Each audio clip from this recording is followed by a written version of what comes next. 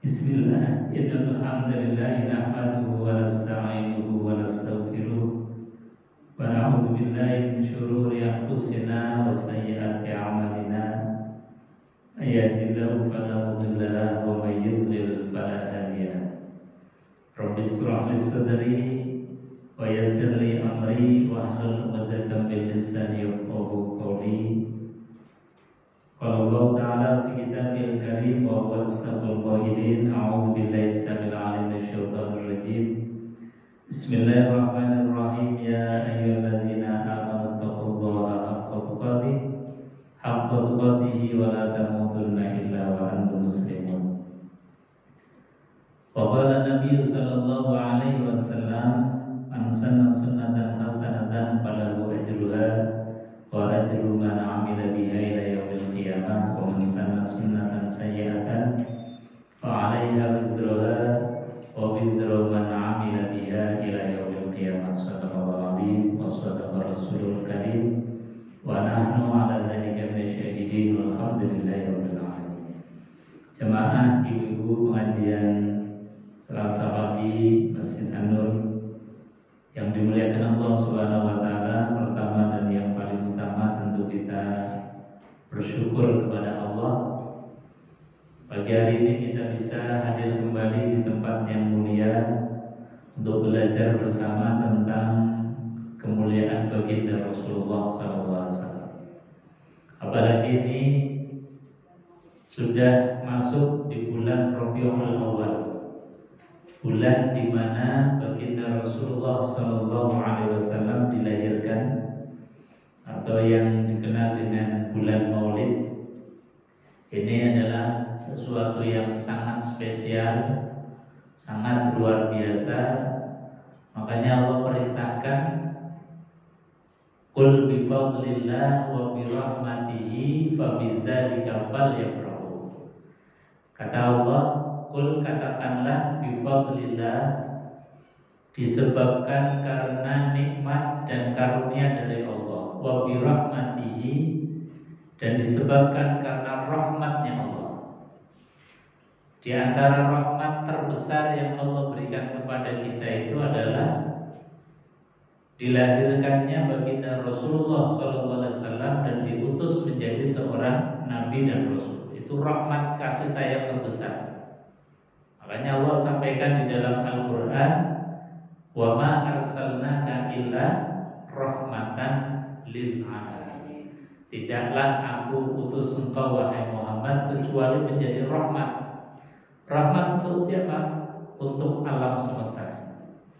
Artinya apa? Bahwa Nabi Muhammad ini bentuk kasih sayang Allah untuk kita. Maka ketika Allah telah memberikan nikmat dan rahmat, Allah hanya minta satu hal. Hanya minta satu hal dari kita. Kata Allah, fa bidzalika falyafrahu. Karenanya kata Allah, setelah kami berikan nikmat, berikan rahmat, falyafrahu, bergembiralah kata Allah. Ini bisa dilihat dalam Al-Quran. Allah perintahkan fa bidzalika falyafrahu. Oleh karenanya maka bergembiralah. Kita ini disuruh senang. Jadi Nabi lahir disuruh gembira, senang. Nah, bentuk senang gembira ini ekspresinya macam-macam. Ada orang yang ekspresi kegembiraannya itu dengan sering dan banyak menyebut nama Rasul. Makanya di mana-mana, di masjid, musola, di rumah, di majelis taklim, kemudian sholawat. Itu di antara ekspresi kegembiraan. Makanya kita awali majelis ini dengan sholawatan dulu pada beliau baginda Rasulullah, dengan sholawat tibil qulub bersama-sama. Allahumma salli ala sayyidina Muhammadin tibil qulubi wa dawaiha wa afiyatil abdani wa shifaiha wa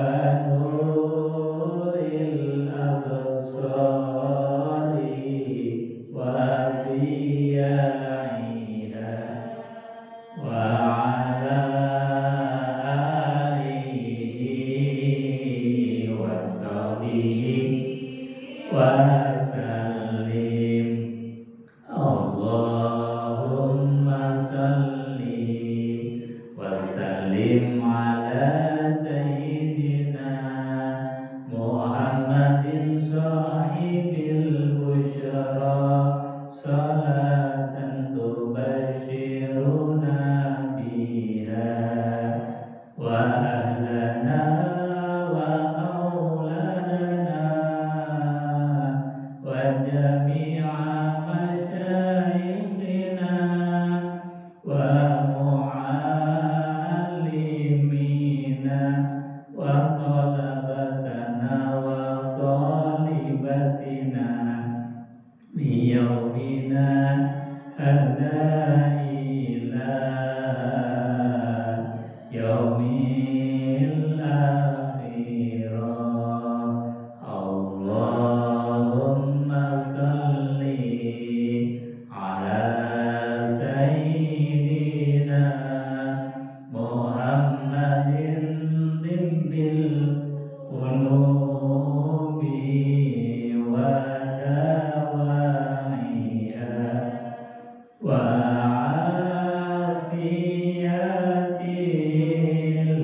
abdani wa shifaiha wa nuril absari wa riyaiha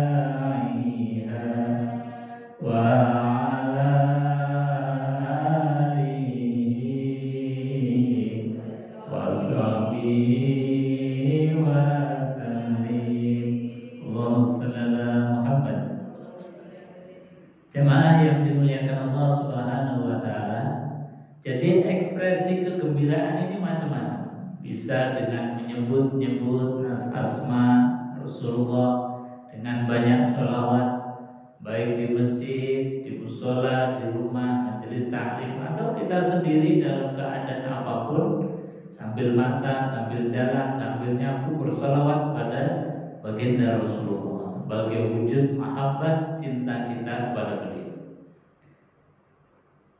Kemudian ada lagi yang mengekspresikan kegembiraannya ini dengan belajar banyak siapa Rasulullah SAW. Nah, seperti pagi hari ini kita belajar sirah nabawiyah tentang Rasulullah SAW. Ini juga bagian dari mengekspresikan kegembiraan kita. Kenapa kita harus belajar tentang Rasulullah? Karena Allah perintahkan di dalam Al-Quran, Qul in kuntum tuhibbunallah fattabi'uni. Kalau kalian cinta kepada Allah, maka satu-satunya jalan adalah, kata Rasulullah, fattabi'uni, harus mengikuti jalanku. Jadi apa yang menjadi ucapan Rasulullah, apa yang menjadi perbuatan perilaku Rasulullah, itu semuanya adalah jalan dalam rangka untuk cinta kepada Allah Subhanahu wa ta'ala. Dan tidaklah mungkin kita itu bisa mengikuti Rasulullah tanpa kita tahu tentang apa yang dilakukan oleh Rasulullah. Bagaimana Rasulullah SAW ketika baru bangun tidur, ketika beliau itu bersama-sama dengan keluarga, bagaimana beliau ketika bertemu dengan seseorang, bagaimana beliau ketika lagi memberikan pengajaran, bagaimana beliau ketika menghadapi musuh sekalipun, itu semuanya adalah contoh teladan dari baginda Rasulullah. Maka semakin kita detail kenal dengan Rasulullah, gampang mudah untuk mengikuti Rasulullah SAW. Makanya kita ini disuruh untuk mengikuti Nabi yang nabinya itu dari jenis kita sendiri, yaitu manusia. Jadi mudah. Andai kata Nabi atau Rasul itu seperti yang dimintakan oleh orang-orang Bani Israel. Jadi gambarannya Bani Israel, kalau Nabi Rasul itu harus seperti malaikat. Nah, kalau kayak malaikat kan kita nggak bisa niru. Malaikat nggak makan, masa kita nggak makan? Malaikat nggak tidur, kita nggak bisa kecuali istirahat. Malaikat nggak berkeluarga, ya kita susah untuk niru malaikat. Makanya alhamdulillah ketika Allah itu menurunkan seorang nabi rasul itu dari jenis kita sendiri, yaitu manusia. Artinya apa? Ketika nabi, ketika rasul itu dari jenis kita yaitu manusia, mudah untuk dijadikan contoh. Kita nirunya gampang. Jadi nabi tidur, bagaimana kita tidur niru Rasulullah, gampang kelihatan. Rasul dahar makan, bagaimana kita meniru cara makannya Rasulullah, kelihatan. Bahkan Nabi itu kalau makan ya di tempat umum, maksudnya dilihat oleh banyak orang. Beda dengan Nabi misalnya Nabiullah Isa. Nabiullah Isa itu priayinya luar biasa. Jadi saking priayinya, makan saja nggak pernah terlihat publik, nggak pernah kelihatan oleh orang. Bahkan ibunya juga demikian, Maryam itu saking priayinya tadi, nggak pernah kerja, nggak pernah kelihatan makan, nggak pernah kelihatan minum. Idza dakhala 'alaiha Zakaria al-mihrab wajada 'indaha rizqa. Bahkan pamannya Maryam yang merawat beliau sejak kecil saja, masuk ke dalam kamarnya Maryam, wajada 'indaha rizqa, sudah di sana itu sudah lengkap makanan-makanan, buah-buahan sudah. Padahal apa? Pamannya nggak pernah ngasih makan, Maryam juga nggak pernah bekerja, tapi itu sudah dicepati oleh Gusti Allah, sudah disiapkan. Ketika pamannya tanya, ini dari mana? Hadza min 'indillah, innallaha yarzuqu man yasha bighairi hisab. Ini adalah dari Allah. Jadi Allah ngasih rezekinya Maryam, ibunya Isa itu langsung didatangkan dari surga. Nah, pamannya yang rawat dari kecil saja itu gumun. Ini kok nggak pernah kasih makan, sudah di dalam kamar mihrabnya itu sudah makanan itu nggak kurang-kurang. Makanya khalayak umum, orang banyak itu kemudian sampai memutuskan karena gara-gara nggak pernah kelihatan makan, ini dianggap sebagai Tuhan atau bagian dari Tuhan. Makanya setelah dalam tanda kutip kasusnya Nabiullah Isa yang dipersepsikan sebagai Tuhan, Nabi Muhammad SAW ketika diangkat menjadi Nabi dan Rasul, makan itu ya memang sengaja diperlihatkan kepada sahabat-sahabat. Bahkan tidak jarang Nabi SAW itu makan bareng-bareng dengan sahabat. Nah, jadi supaya kelihatan basyariah, bahwasanya kelihatan sifat kemanusiaan, sifat bahwa Nabi itu kemudian apapun bisa dicontoh. Ini sebagai rahmat atas alam semesta. Jadi ekspresi kegembiraan itu macam-macam, termasuk kita belajar pagi ini dengan Sirah Nabawiyah ini dalam rangka tadi untuk mengikuti apa yang Allah mintakan. Fabidzalika falyafrahu. Ketika kita diberikan nikmat, karunia yang banyak, diberikan rahmat kasih sayang, maka kita disuruh untuk gembira. Ini makanya kita belajar pagi ini untuk kegembiraan kita lahirnya baginda Rasulullah SAW. Ibu-ibu jamaah yang dimuliakan Allah, mungkin sebelum melanjutkan kajian yang ada di dalam kitab Sirah Nabawiyah ini, saya ingin menyampaikan sedikit tentang apa yang disebut sebagai irhasul linubuwah, tanda-tanda kenabian yang ada pada diri Rasulullah SAW sebelum diangkat menjadi Nabi dan Rasul. Jadi kalau sudah diangkat jadi Nabi, Rasul, itu namanya mukjizat, sesuatu yang istimewa di luar kewajaran yang Allah berikan kepada seorang Nabi dan seorang Rasul, itu namanya mukjizat. Tapi kalau sebelum diangkat menjadi Nabi, itu namanya irhas, tanda-tanda kenabian. Nah, di antara irhasul linubuwah itu yang ada di dalam fisiknya Rasulullah SAW itu sudah sangat melekat, sehingga ketika orang itu melihat Muhammad remaja, Muhammad kecil, ketika dia itu membaca kitab Zabur, Taurat, dan Injil yang di sana disebutkan tentang ciri-ciri fisiknya Nabi terakhir, Rasul yang terakhir diutus oleh Allah, itu pasti akan mudah untuk kenali. Hanya seperti Bukhairah. Bukhairah itu ahli kitab. Jadi seorang pendeta ahli kitab, ketika Muhammad remaja diajak oleh pamannya yaitu Abu Thalib untuk berdagang ke Syam. Sebelum sampai ke Syam itu bertemu dengan seorang pendeta, namanya pendeta Bukhairah. Bukhairah itu melihat ini kok anak nggak seperti anak kebanyakan. Dari tutur katanya, dari fisiknya itu sudah tampak sekali. Makanya beliau kemudian menyarankan, ini tolong anak kecil ini, remaja, dibawa pulang lagi saja. Sebab kalau sampai ke Syam ini jadi bahaya. Karena orang-orang Bani Israel tidak akan terima kalau Nabi Rasul terakhir itu bukan dari kelompok mereka. Ini. Jadi mereka itu tahu persis fisik tentang irhas, ciri-ciri kenabian Nabi Muhammad SAW.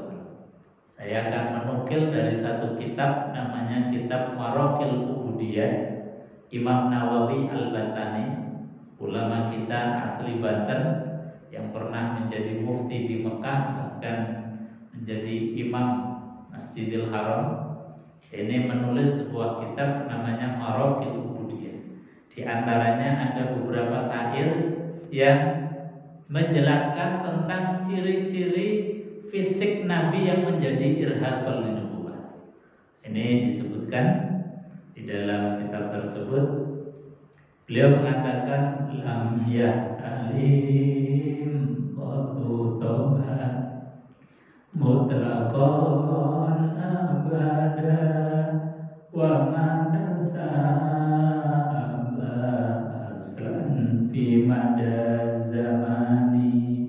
Ini ada syair ini namanya sholawat lam yahtalim. Mungkin bisa di googling, itu ada sholawat lam yahtalim. Itu isinya tentang irhasul nubuwah. Satu kata beliau, ciri fisiknya Nabi. Ini baru fisik, ya, baru fisik yang dijelaskan beliau. Fisiknya Rasulullah lam yahtalim qattu toha mutlaqan abada. Beliau Nabi remaja lam yahtalim, tidak pernah ihtilam. Ihtilam itu bermimpi basah, mimpi jelek, mimpi didatangi setan dan lain sebagainya. Pokoknya mimpi-mimpi yang menurunkan kewibawaan seorang yang mulia. Jadi nggak pernah Nabi itu mimpi dikejar debt collector misalnya, nggak pernah mimpi misalnya dikejar setan, nggak ada.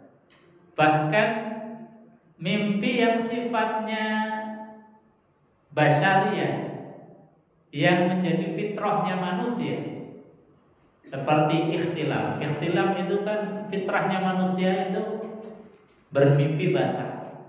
Bahkan menjadi standar anak-anak yang baligh dengan yang sudah baligh dengan yang belum baligh. Itu cirinya adalah ikhtilam.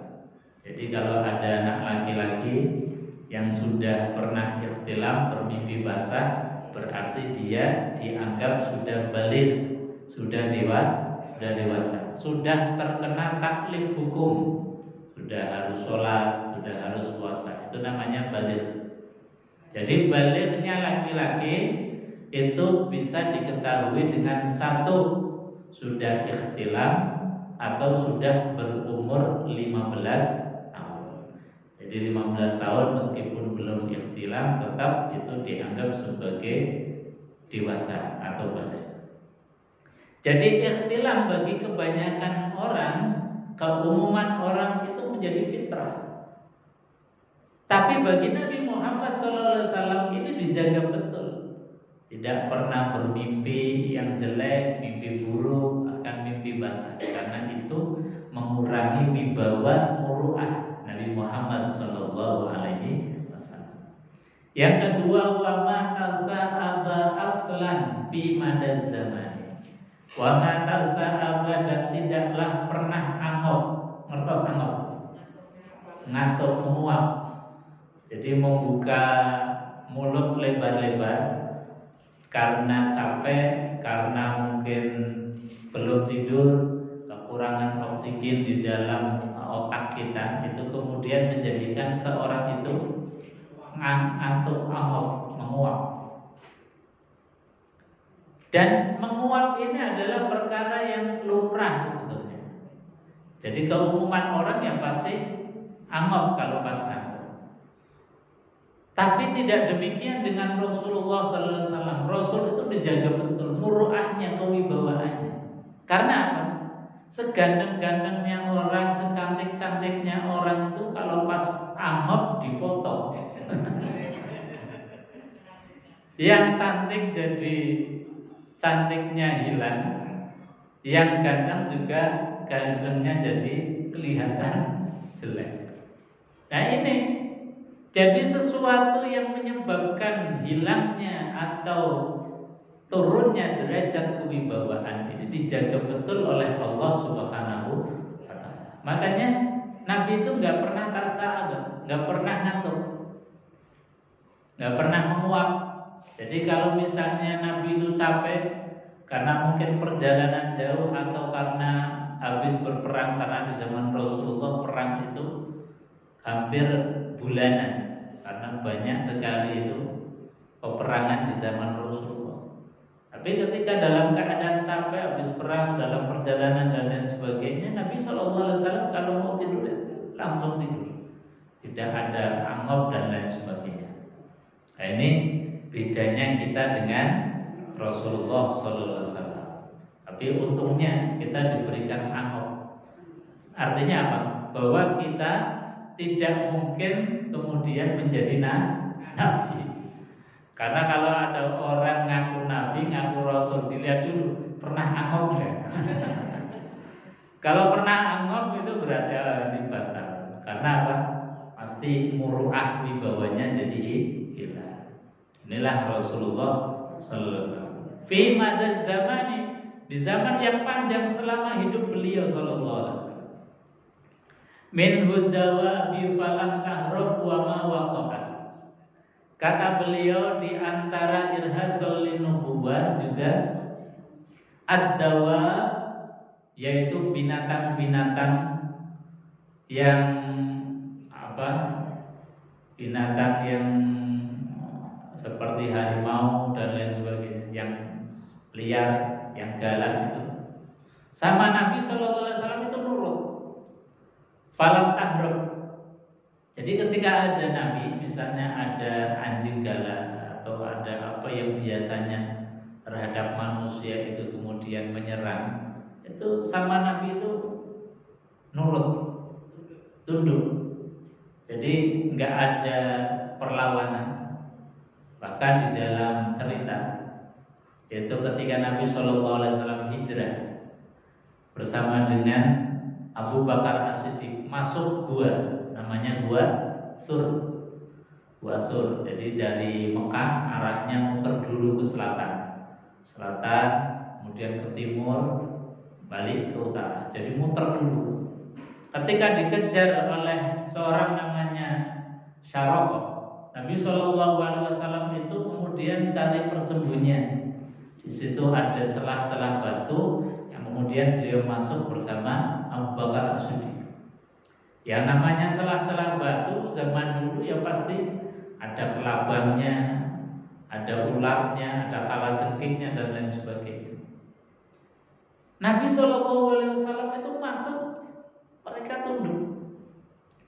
Yang digigit itu siapa? Abu Bakar As-Siddiq. Digigit oleh kelabang, digigit oleh kalajengking, saking gak kuatnya sampai menangis di hadapan Rasulullah SAW, tapi beliau itu gak keluar suaranya, menahan supaya apa? supaya Nabi tidak ikut merasakan sakitnya. Ketika baru kemudian menetes air matanya di pipi Rasulullah SAW, baru Rasulullah SAW itu tahu bahwa Abu Bakar As-Siddiq ini merasakan sakit yang payah karena digigit oleh kalajengking. Tapi Nabi SAW meskipun di situ banyak binatang-binatang yang berbisa, Nabi SAW itu dijauhkan. Karena mereka itu di sekitar Nabi itu ya tidak mau pergi, ya tidak mengganggu Rasulullah SAW. Bahkan wama waqa'at dzubabatun, tidak pernah dihinggapi hewan-hewan yang menurunkan kewibawaan dari kita. Nah, kita kan tidak demikian. Baru puasa 1 hari saja lalatnya sudah datang. Ini kita nggak mandi sehari lalatnya datang. Tapi tidak demikian Rasulullah SAW. Jadi Rasulullah itu badannya wangi meskipun tidak pakai minyak wangi. Badan beliau sehingga Zubabah atau lalat atau semisalnya pun itu tidak pernah waqa'at, tidak pernah nempel, tidak pernah hinggap. Karena tadi hinggapnya hewan-hewan yang sesuatu yang dianggap kotor dan lain sebagainya itu pasti menurunkan wibawa seseorang. Kalau ada orang misalnya kok dirubuti lalat itu kan pasti kita batin. Opo satu sopo turun. Jangan-jangan belum mandi, jangan-jangan pas puasa dan sebagainya. Ini bedanya kita dengan Rasulullah SAW. Jadi Nabi SAW di dalam fisiknya saja didesain oleh Allah dengan desain yang sempurna. Kesempurnaannya sampai dijaga perkara-perkara yang menjadikan wibawa Rasulullah SAW itu kemudian turun. Sampai zubabatun, lalat saja tidak pernah hinggap di jasad mulianya Rasulullah. Abadan, selama-lamanya fi jismihil hasani, di dalam jasad mulianya Rasulullah SAW. Kemudian di sini disebutkan irhasal linubuwah bi khalfihi ka amami ru'yatu sabatan, adalah Rasulullah SAW bi khalfihi, antara belakang dan pandangan depan itu nggak ada bedanya. Kalau kita kan kalau nggak menengok ke belakang, dia nggak tahu apa yang terjadi di belakang. Tapi tidak demikian dengan Rasulullah. Meskipun pandangan matanya itu ke depan, perkara-perkara yang ada di belakang beliau itu sama taunya, sama kelihatannya. Jadi Nabi SAW, makanya Nabi itu kalau ngimami sholat itu beliau mengatakan sawu sufufakum fa inna tasyatas sufuf min tamamis shalah. Beliau enggak nengok. Nah, kita kan karena enggak melihat, tidak seperti Nabi nengok dulu kira-kira jamaah kalau sudah lurus, rapat, sudah rapi, baru kemudian imam takbir.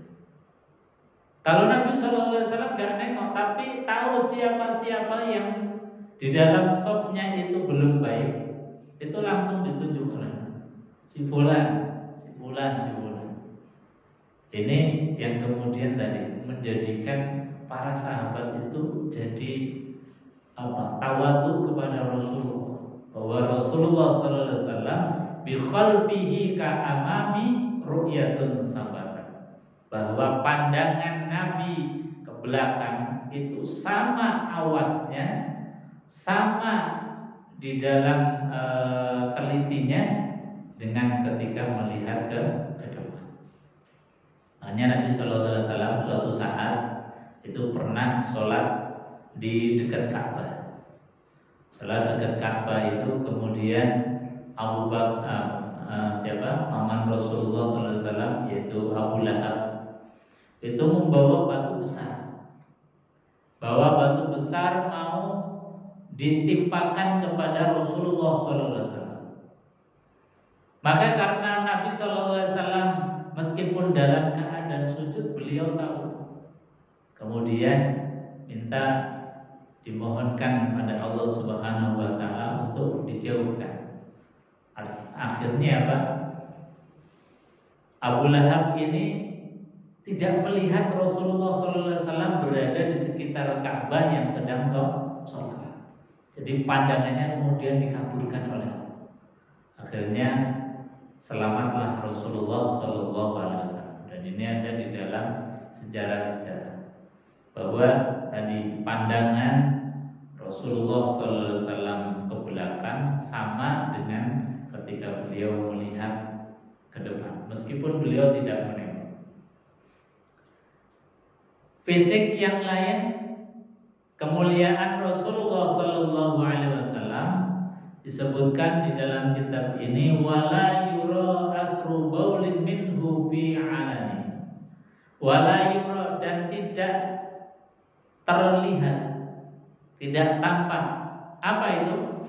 Asru baulin minhu fi alani, bekas-bekas pipisnya Rasulullah, bekas kencingnya Rasulullah itu nggak ada bekasnya.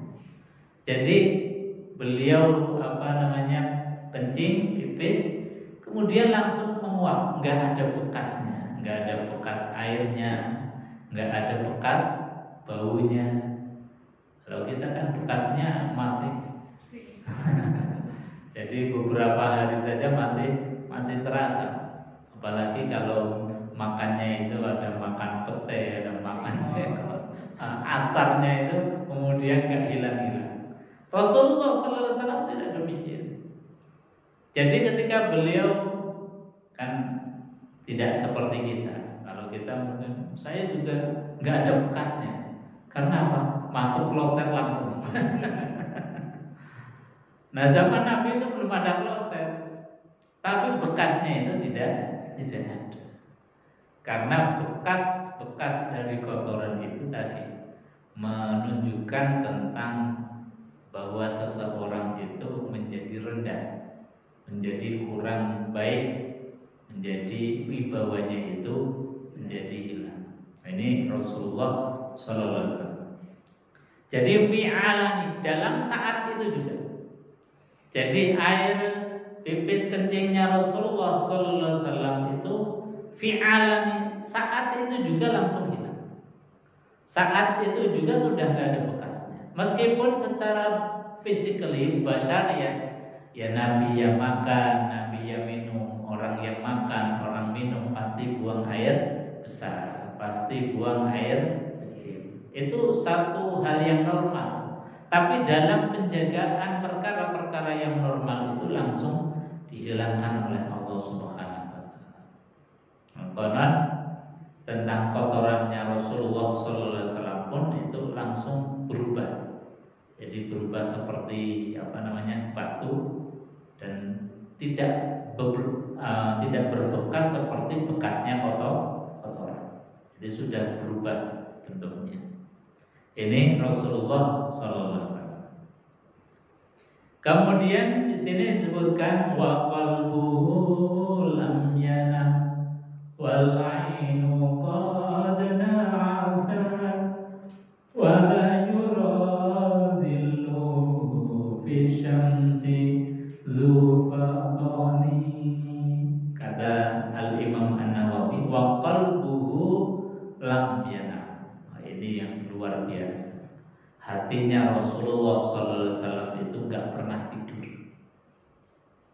Wal ainu qad na'asat, meskipun meripat mata Rasulullah SAW itu terpejam, hatinya hidup terus. Hatinya gak pernah tidur, gak pernah lalai dari Allah Subhanahu wa ta'ala. Jadi zikirnya Rasulullah fi alaniyah, dalam keadaan qiyaman wa qu'udan wa ala junubihim, itu senantiasa terus menerus. Jadi zikirnya Allah, kan Allah perintahkan bahwa kita disuruh zikir, ingat Allah qiyaman, baik dalam keadaan berdiri, wa qu'udan maupun dalam keadaan duduk, atau dalam keadaan berbaring. Jadi qiyam wa qu'udan dalam keadaan berdiri ya ingat Allah, zikir kepada Allah. Dalam keadaan duduk ya ingat zikir kepada Allah. Dalam keadaan berbaring ya ingat Allah. Rasulullah dalam mengamalkan ayat ini tadi, wa qalbuhu lam yanam, hatinya itu enggak pernah tidur, zikirnya terus. Dalam berdiri ya ingat Allah, duduk ya ingat Allah, dalam keadaan berbaring ya ingat Allah Subhanahu wa taala. Jadi hatinya hidup terus. Nah, kita kadang-kadang mata kita melihat saja hatinya sudah tertidur. Hatinya sudah lupa akan Allah Subhanahu wa taala. Jadi karena saking disibukkannya dengan perkara-perkara dunia, kadang Allah sudah lupa. Yang menjadikan, yang memberikan dunia itu kadang terlupakan. Nah, inilah kita. Makanya bedanya kita dengan Rasulullah, kalau kita mau nimbang, kalau kita mau mengukur rasanya, kok tidak ada apa-apanya kita dengan Rasul. Makanya di dalam kitab Ad-Diba misalnya menggambarkan bahwasanya Rasulullah Shallallahu Alaihi Wasallam itu seperti mutiara yang dibandingkan dengan batu kerikil biasa. Ini bedanya luar biasa. Mutiara kecil itu harganya mungkin bandingannya bisa bertrek-trek dari batu koral biasa. Ini menggambarkan mulianya Rasulullah Shallallahu Alaihi Wasallam. Jadi hatinya Rasulullah Sallallahu Alaihi Wasallam lam yanam, tidak pernah tidur, wal ainu qad na'asat, meskipun mata Rasulullah itu terpejam, tapi hatinya hidup, hatinya senantiasa berzikir kepada Allah Subhanahu wa taala. Wala yurazilluhu fi syamsi zufaqani, dan adalah Rasulullah Sallallahu Alaihi Wasallam la yurazillu, tidak pernah kelihatan bayang-bayang beliau. Nah, ini yang kemudian tadi Pendeta Bukhairah itu diantara yang dilihat, ini kok anak beda dengan anak orang lain, anak-anak lain ketika berjalan di tempat panas itu senantiasa awan itu menaungi. Jadi Nabi SAW tidak pernah kepanasan. Ya kalau nggak pernah kepanasan kan otomatis nggak ada bayang-bayangnya. Jadi kalau ada panas tertutupi, sehingga Rasulullah SAW meskipun berjalan ratusan kilometer dari Mekah sampai ke Syam yang dalam keadaan terik begitu, Nabi SAW nggak pernah kepanasan. Itu kan satu tanda yang bisa dilihat oleh siapa saja. Makanya orang itu gampang mudah untuk menebak bahwa Muhammad ini adalah Nabi dan Rasul. Jadi gampang sekali. Kalau orang itu membaca kitab Taurat, Zabur dan Injil pasti akan kenal. Karena apa? Di antara irhasnya itu cetok, jelas sekali. Di antaranya tadi, setiap kali berjalan di tempat yang panas diaudi dengan awan. Nah, kita juga kadang-kadang nggak pernah kepanasan, cuma pakai payung, pakai penutup, pakai mobil dan lain sebagainya. Nah, beda dengan Rasulullah, langsung yang naungi awan, perintah Allah Subhanahu wa taala. Jadi orang umum itu langsung gampang mudah untuk menebak. Makanya langsung dikasih saran, ini dibawa pulang aja. Bahaya ini kalau sampai ke Syam. Karena bukan hanya orang yang alim saja yang tahu, orang awam pun pasti akan tahu karena tampak jelas. Makanya disebutkan di dalam Al-Quran, orang-orang yang terdahulu kaum Bani Israel yang membaca kitab itu kenal dengan Nabi Muhammad ya detail betul. Makanya Quran itu menggambarkan kenalnya mereka dengan Nabi Muhammad, alladzina atainahumul kitab ya'rifunahu kama ya'rifuna abna'ahum. Alladzina, yaitu orang-orang, atainahum, yang telah kami berikan kepada mereka alkitab, yaitu kitab Zabur, Taurat dan Injil. Ya'rifunahu, mereka kenal dengan dia. Dia siapa? Nabi Muhammad sallallahu alaihi wasallam. Bukan hanya kenalnya itu, kama ya'rifuna abnahum, seperti mereka mengenal anaknya sendiri. Detail betul. Kita kan kalau punya anak pasti tahu persis anak yang pertama ini hobinya apa, temannya siapa, kemudian kecerdasannya seperti apa. Ini kita tahu detail. Ini juga sama. Mereka kenal dengan Nabi Muhammad dengan detail.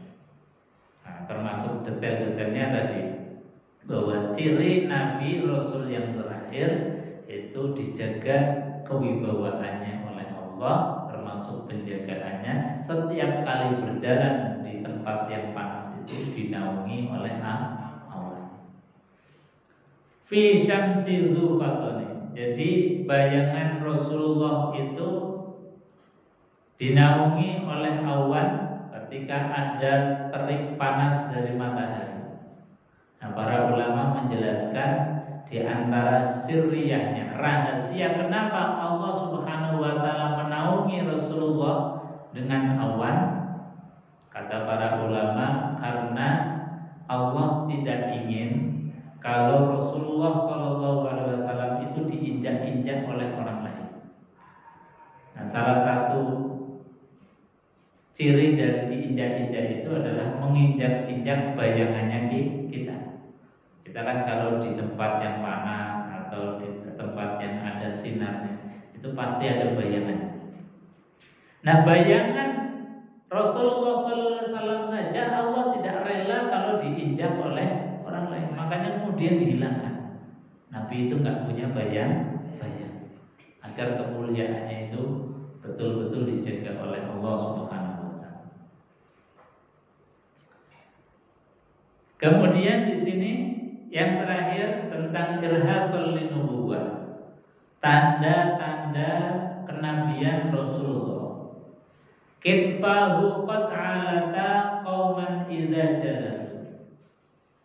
Kitfahu, yaitu pundak Rasulullah sallallahu alaihi wasallam, qad alata, itu senantiasa terlihat lebih tinggi ketika duduk bersama orang lain, duduk dengan para sahabat, duduk dengan kaumnya. Itu Nabi Shallallahu Alaihi Wasallam lebih kelihatan tinggi dibandingkan yang lain. Meskipun duduk di sebelahnya orang yang tinggi besar, ketika Nabi itu duduk di sebelahnya, Nabi kelihatan paling tinggi. Ketika duduk di sampingnya orang yang kecil, itu Nabi Shallallahu Alaihi Wasallam tidak terlalu jeglek tingginya. Jadi tidak terlalu tinggi banget, juga tidak terlalu rendah. Tapi kelihatan pasti lebih tinggi dibandingkan dengan yang lain. Ini karena tadi bahwa seorang yang mulia itu kedudukannya harus lebih tinggi. Sampai ketika duduk dengan orang lain pun itu tempat atau bumi yang beliau duduki itu seolah seperti lift yang bisa naik bisa turun. Jadi supaya Rasulullah SAW kelihatan berwibawa duduk gitu, itu buminya langsung kemudian seperti naik, sehingga duduknya Rasulullah serasa lebih tinggi dari yang lain. Ini baginda Rasulullah SAW. Ini ya kita gambarkan seperti Nabiullah Ibrahim alaihissalam ketika membangun Ka'bah, itu kan liftnya, tangganya cuma pakai batu, yang kemudian batu itu bisa naik dan turun, yang sekarang kita kenal dengan namanya yang batu makom Ibrahim, itu ada wadahnya itu ada telapak Nabiullah Ibrahim alaihissalam. Kalau kita lihat di situ ada batu yang ada telapak kakinya Nabiullah Ibrahim. Itu karena dijadikan sebagai pijakan Nabiullah Ibrahim yang bisa naik, bisa turun ketika beliau membangun Ka'bah. Ini sama dengan setiap bumi yang dijadikan sebagai tempat duduk Rasulullah SAW itu bisa naik, bisa turun untuk tadi menjaga kewibawaan Rasulullah. Sehingga kitfahu qad alaka, pundak Rasulullah SAW itu tampak kelihatan lebih tinggi kauman dibandingkan dengan orang lain, dibandingkan dengan kaumnya ketika duduk berjejer dengan Rasulullah SAW. Yang terakhir, indal wiladati sif ya dza bi muhtatani, adalah Rasulullah SAW indal wiladah, ketika beliau baru dilahirkan oleh seorang ibu yang luar biasa yang namanya Aminah.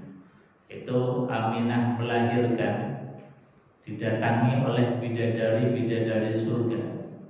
Termasuk yang datang itu adalah istrinya Fir'aun. Jadi perempuan solehah, istrinya Fir'aun, namanya Asiyah. Asiyah itu seorang perempuan meskipun berada di kalangan orang-orang kafir, bahkan suaminya sendiri adalah orang kafir yang paling kafir karena mengikrarkan diri sebagai Tuhan. Tapi kesolehahnya ini tidak pernah luntur, terjaga. Makanya seorang perempuan yang solehah ini luar biasa, bisa menjadikan keluarganya itu menjadi baik. Kenapa wanita solehah ini kadang ada berada di tengah-tengah keluarga atau suami yang tidak baik? Ya, karena di antara desainnya ketika Asiyah ini berada di tengah-tengah keluarga Fir'aun, karena nanti menjadi penolong dari Nabiullah Musa alaihissalam. Nah, Asiyah ini ketika Aminah melahirkan datang, itu disebutkan di dalam sejarah, datang ya menjadi seperti bidannya atau dokter kandungan. Jadi yang merawat, yang menjadi dokternya ini beliau, dan mengabarkan bahwasanya yang dilahirkan ini adalah bayi anak seorang yang mulia yang nantinya akan menjadi khatamul anbiya, sebagai nabi yang terakhir. Jadi membawa basyirah, membawa kabar gembira. Meskipun Aminah ini melahirkan seorang putra tidak ditemani oleh suaminya karena suaminya ini telah meninggal dunia, tapi beliau wiladah dalam keadaan tenang, karena tadi diberikan kabar gembira oleh Allah Subhanahu wa taala, dijenguk, datangi oleh bidadari-bidadari surga. Makanya kemudian beliau tenang dalam keadaan wiladah. Akhirnya lahirlah beliau, baginda Rasulullah Shallallahu Alaihi Wasallam, yang lahir indal wiladat sif, lahir sudah dalam keadaan bersih, dalam keadaan bersih. Bersihnya itu apa? Satu, disebutkan bahwa tidak ada darah nifasnya, darah wiladahnya, jadi bersih. Yang kedua, Nabi lahir sudah dalam keadaan khitan, dalam keadaan khitan. Jadi Nabi lahir itu tidak membawa kotoran. Jangankan Nabi Shallallahu Alaihi Wasallam, putrinya Nabi, kenal putrinya Nabi? Fatimah Az-Zahra. Namanya Fatimah, dijuluki Az-Zahra atau dikasih gelar Az-Zahra. Kenapa diberikan gelar Zahra? Karena Fatimah putri Rasulullah Shallallahu Alaihi Wasallam ketika beliau melahirkan seorang putra, putranya namanya siapa? Hasan dan Husain. Putranya dua, Hasan dan Husain.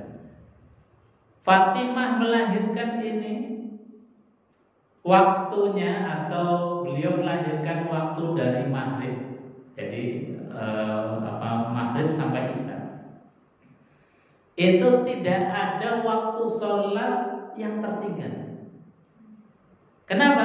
Karena beliau melahirkan itu nggak keluar darah, sehingga nggak ada waktu nifasnya. Jadi nggak ada darah wiladah, darah pas keluar ya darah normal saja kalau sedikit, dan tidak ada darah nifasnya.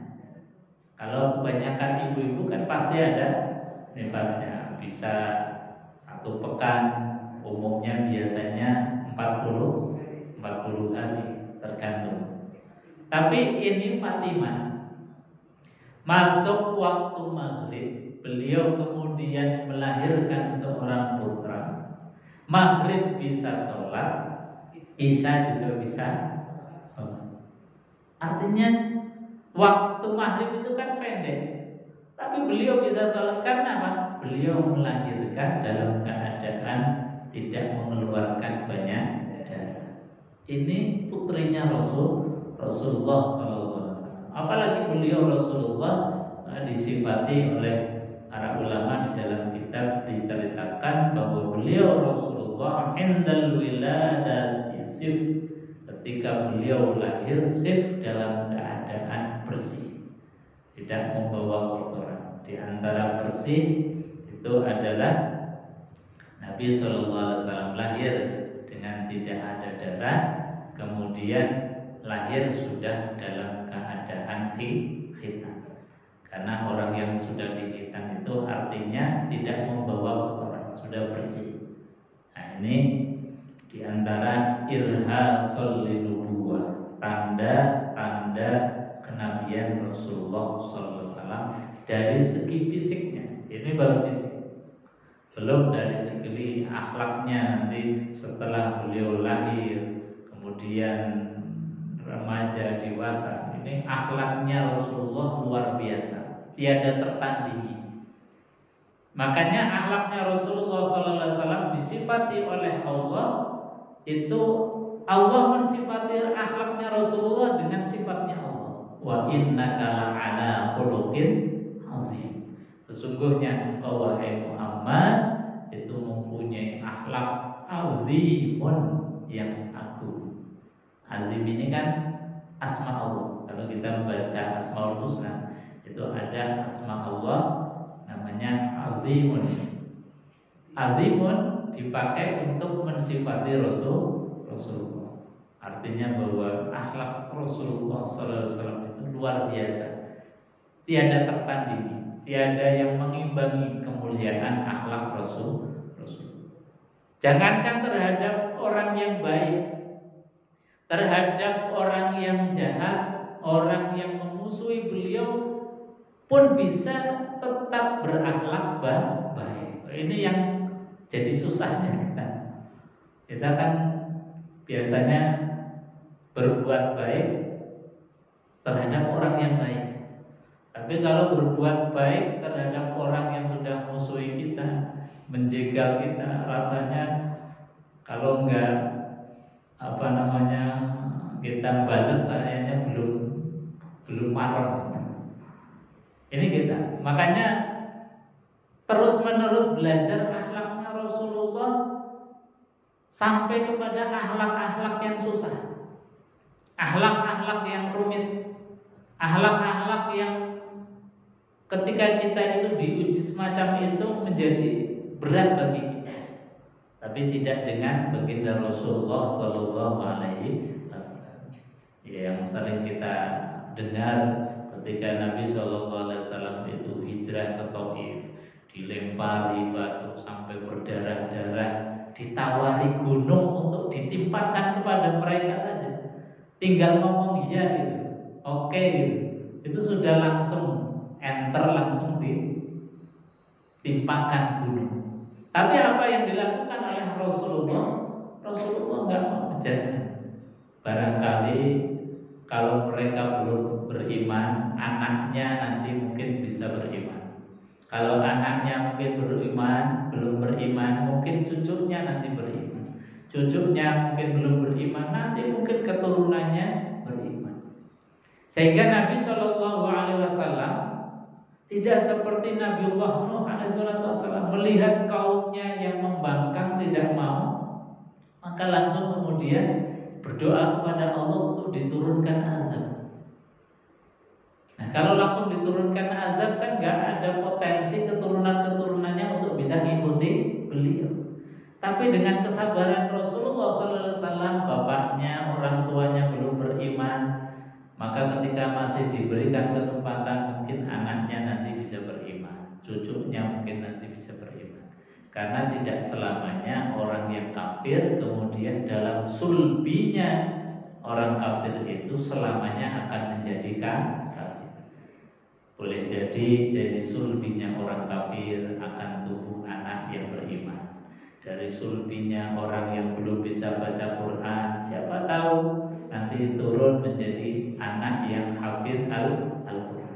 Dari orang yang belum tahu sama sekali tentang Islam, nanti turun menjadi anak yang soleh-solehah, anak yang paham tentang Islam, bahkan menjadi ulama dan lain sebagainya. Ini kesabaran Rasul. Jadi sampai sabarnya itu. Bahkan Nabi SAW bukan hanya menolak tawaran malaikat, tapi dari lisan sucinya Rasulullah sampai mendoakan Allahumma hdi qaumi fa innahum la ya'lamun. Ya Allah, tunjukilah mereka kaumku, karena mereka melakukan sesuatu kebodohan itu disebabkan karena tidak tahu saja. Mereka melempari aku karena nggak tahu sejatinya ajaran yang aku bawa ini adalah ajaran yang benar. Maka berilah petunjuk kepada mereka. Nah, akhlak-akhlak yang semacam ini yang patut kita terus belajar dan meniru Rasul.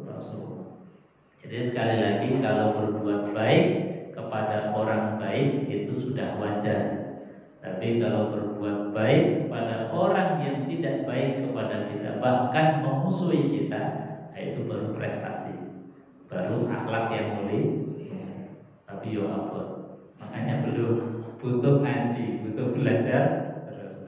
Jadi sekali lagi, sesuatu yang berat itu memang iming-imingnya juga luar biasa.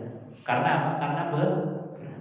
Tapi kalau kita berbuat baik pada orang yang sudah baik, ya akeh bolone. Banyak teman-temannya. Tapi kalau kita berbuat baik kepada orang yang tidak baik, bahkan orang yang merugikan kita, memusuhi kita, nah itu super. Itulah akhlaknya Rasulullah SAW. Ibu-ibu jamaah yang dimuliakan Allah, mungkin masih ada waktu sedikit.